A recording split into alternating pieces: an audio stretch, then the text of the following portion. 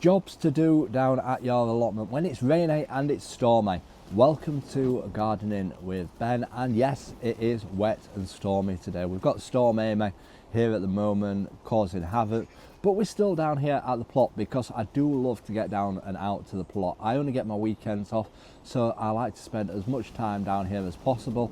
Yes, I'm lucky, I've got a polytunnel, I've got a shed. I can keep on coming down and keep dry and out of the rain. And even if I don't get a lot of stuff done, it's good to get out and get down to the plot, and being in the fresh air is great for your mental health and your positivity and your well-being.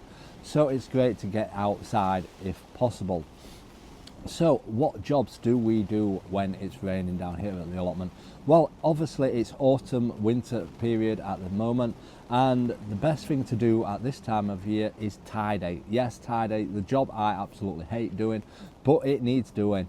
And if you're like me, I end up getting loads of compost bags, loads of cardboard from stuff I've had delivered. I've got all my old tomato plants behind me, as you can see. We've got as old melon plants, as pots everywhere. So it's a good time to get them out of the ground, get them tidied and clear them all away, because if you leave them in your polytunnel or your greenhouse, you'll end up causing issues where if they've had diseases, they'll harbour in the polytunnel and the shed, and they will come back next year. So get them all out, get them out of your greenhouses and polytunnels, put all your rubbish on your compost heap that needs to, and also get washing. Yes, get your marigolds out and get washing, as they say that you should wash your pots with soapy water and clean them ready for next year. So get your fairy liquid out and get them clean ready for next year, so that you don't have any diseases harbouring on your pots, because they'll spawn back up again next year and they will come back. And it's good to get everything clean and tidy for next year. And talking of cleaning, that is a good time to get your polytunnels disinfected and your greenhouses, and it's a case of using disinfectant and clean them down really well, as again the diseases can harbour on the polytunnel skins, in the cracks of the greenhouses, even on the steel frames.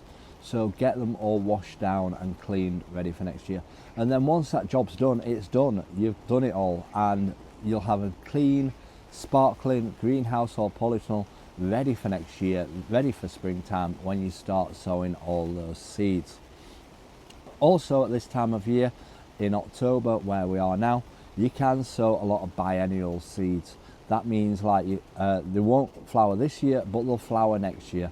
So flowers like your foxgloves, your wallflowers, your lupins, all great flowers for an allotment, and it's easy to grow as well. So go and get some seeds, get some compost, get them growing in your polytunnel in your greenhouse. They will grow at this time of year, so get some sown, and you can add a lot of colour for next year down at your plot.